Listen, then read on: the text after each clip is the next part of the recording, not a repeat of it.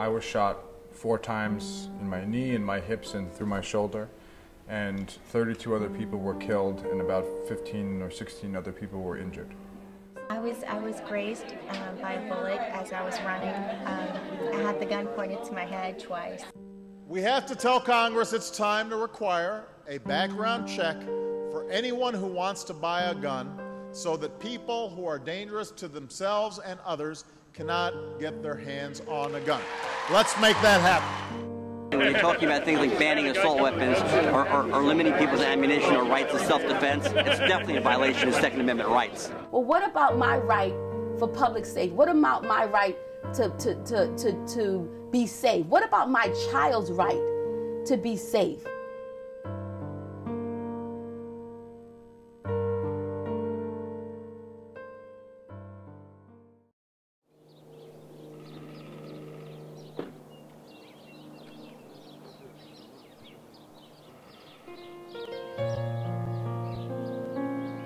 I am basketball, drums, and person.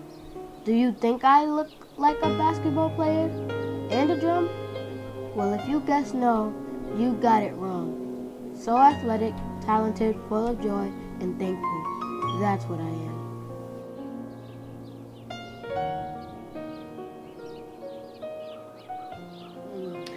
October 4th, 2007.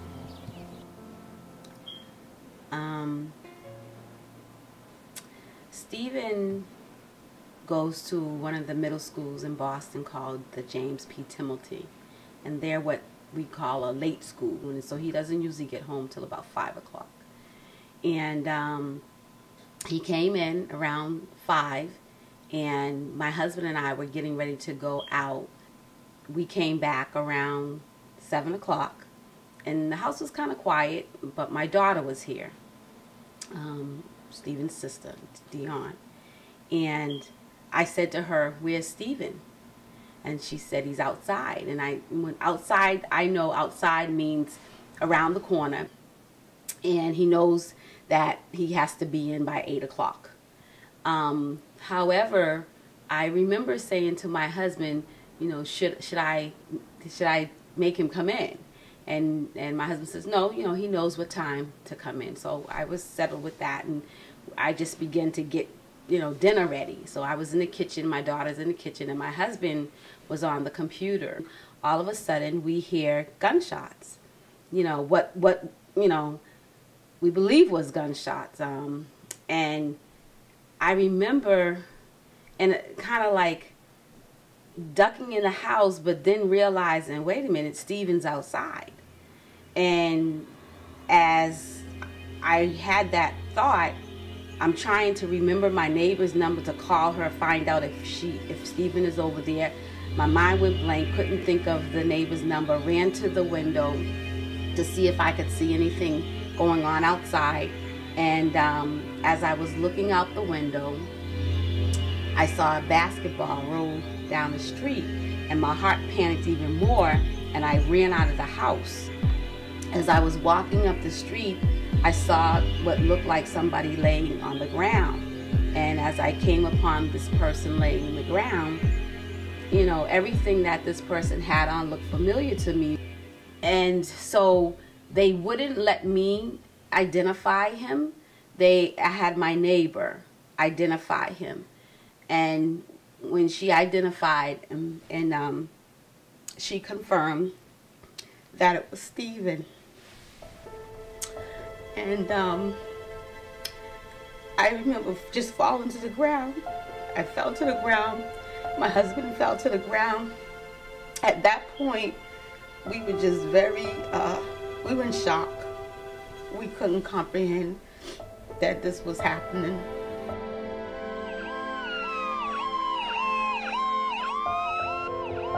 But when we finally did get to the hospital,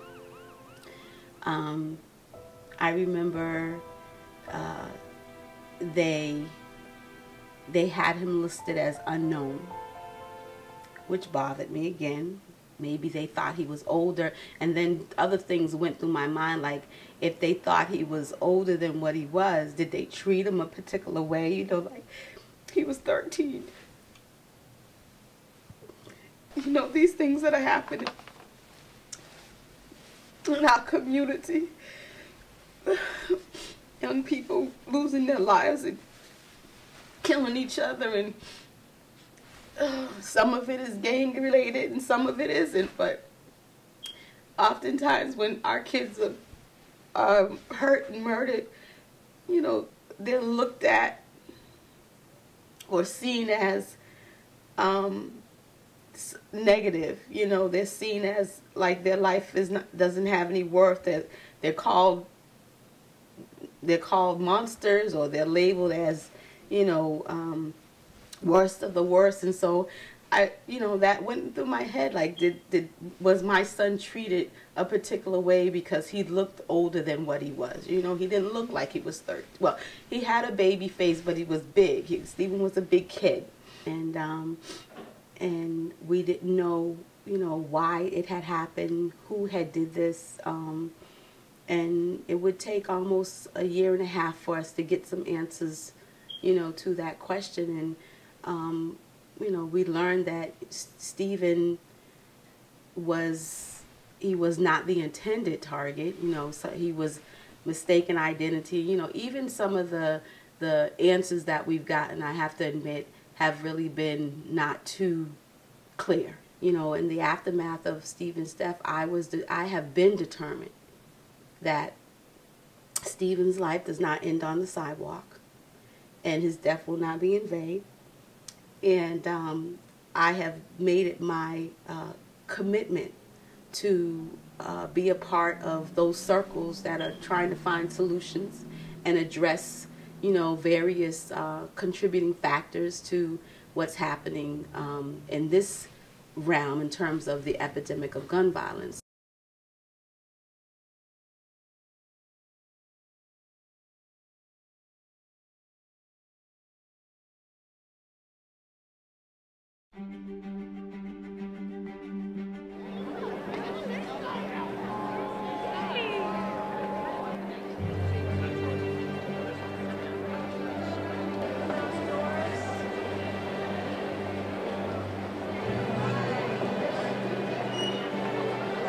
I need America to rise up. There has never been a public poll done that hasn't shown that a majority of people in this country want assault weapons contained.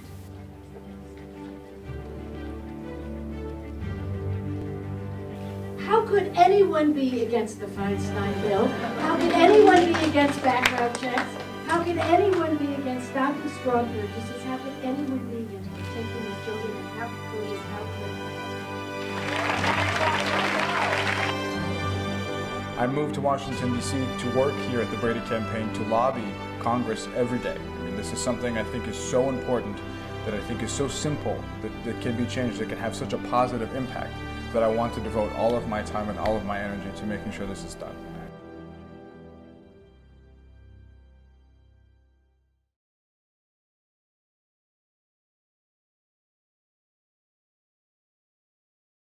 Legislators such as Barack Obama, Joe Biden, and Dianne Feinstein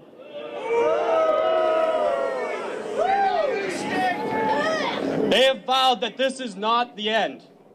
Their crusade against the Second Amendment and subsequently the Constitution and the Bill of Rights is far from over. Right here in our own backyard, legislators such as David Linsky, they continue to push their anti-freedom and anti-American agendas. It is high time for them to be reminded who is in charge. We, the people. Well, right now there's definitely an assault on the rights of gun owners all across the country, and we're working as hard as we can to defeat that. Individual rights, individual freedom is very important. It's a protected constitutional right, and these are all infringements that attack law-abiding citizens and have no impact at all on violent crime or crazy people who get a hold of weapons. Up a little higher. There you go. You're going to rest your cheek right there and look straight through that. Now, can you see through that? Can you see the target right through there? All right. I think everybody should learn how to shoot. I think a country as a whole is better off if everybody understands how to use the arms of that country. I think it's safer It's safer for the internal and external security of the country. I think it makes the country more stable. With every good, you have to have bad. We have cars that go on our highways 70 miles an hour. A lot of people die in these cars. It doesn't mean that you eliminate cars. It means you try to make them safer. You try to educate people, how do you drive? With guns, it's the same thing. I know a lot about firearms. I have a lifetime of experience with them. Laws don't work.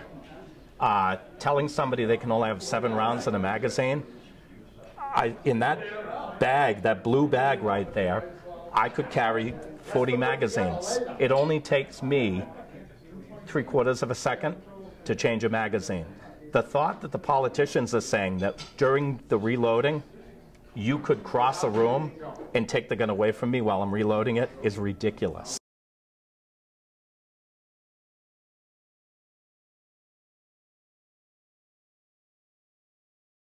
Well, they said that about the Massachusetts law back in 1998, that it was supposed to be the model for other states around the country to follow. And unfortunately, what the rest of the states found and the government found was that it was an abject failure, that it was a complete failure on all levels. It did not decrease crime, it actually increased crime.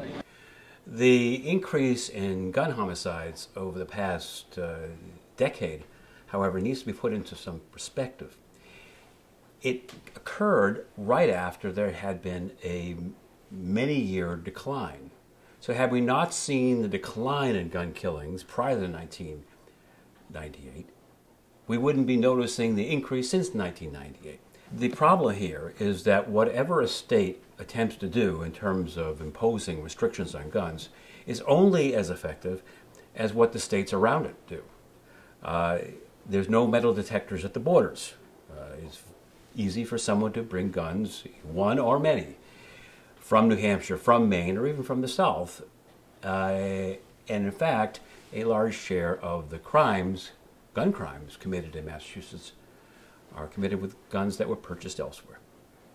It depends how you define tougher. I think the Gun Control Act of 1998 made it more difficult to be licensed, to be legally entitled to hold a firearm. Gun crime, I think, is different. Gun crime, when you're looking at, when you say tougher, I'm not sure that Massachusetts has the toughest penalties for gun crime. Look at New York City. If you're carrying a gun unlicensed in New York City, I believe it's a minimum mandatory 2 years, I believe. I mean, it's a serious, serious penalty. Massachusetts is 18 months. How you define tougher, it depends, and I think you need to look at gun crime at kind of in its own separate silo and really look at what are we doing there to punish those who commit crimes. A law that's not enforced is useless, and they don't enforce the laws they currently have. You can pass a law to make something illegal, but you can't stop people who are willing to break the law from breaking the law to get what they want. And that's probably one of the fallacies about the so-called gun control.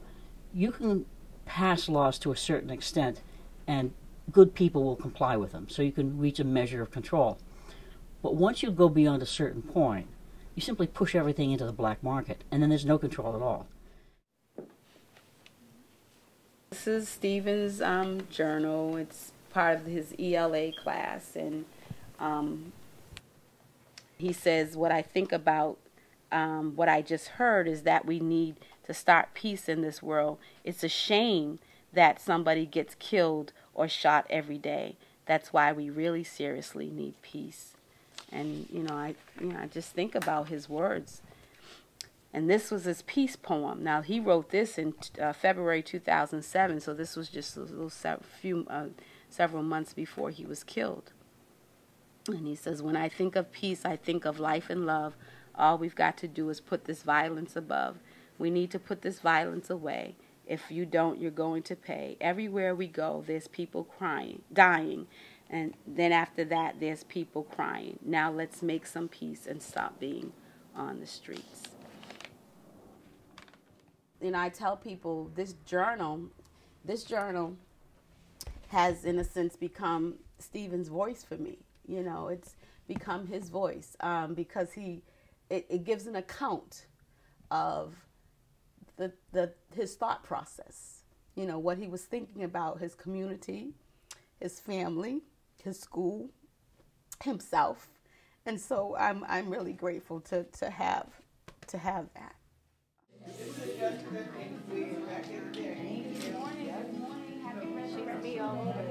He would have turned 19 this past January.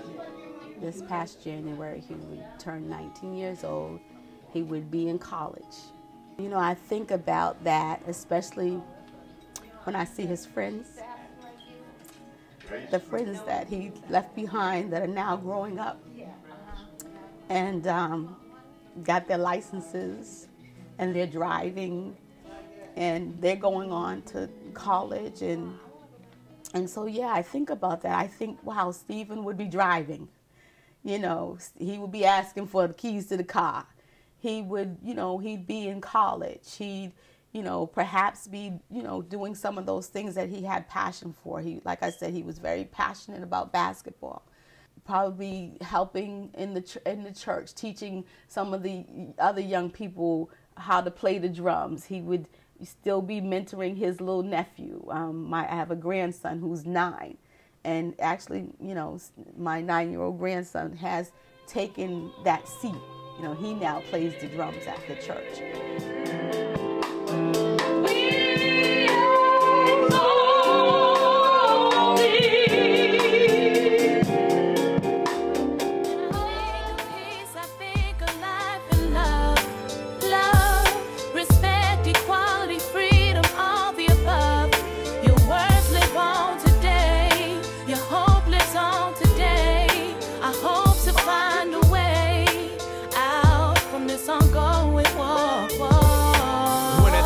I think of life and love. At 13, a young boy, you just like this drum. Sundays they would come church playing them beats. After school, change his shirt, dancing ball in the streets. As much laughter in the house as you could possibly know.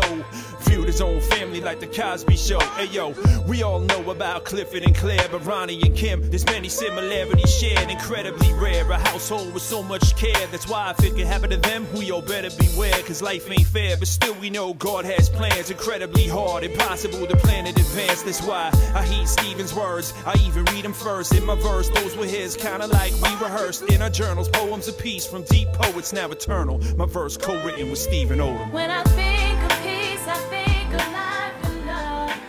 Love, respect, equality, freedom, all the above. Your words live on today, your hope lives on today. I hope to find a way out from this ongoing war. When I think of peace, I think of life and love. All we got to do is put this violence above. We need to put this violence away. If you don't, you're going to pay. Everywhere we go, there's people dying. Then after that, there's people crying. Now let's make some peace and stop being on the streets.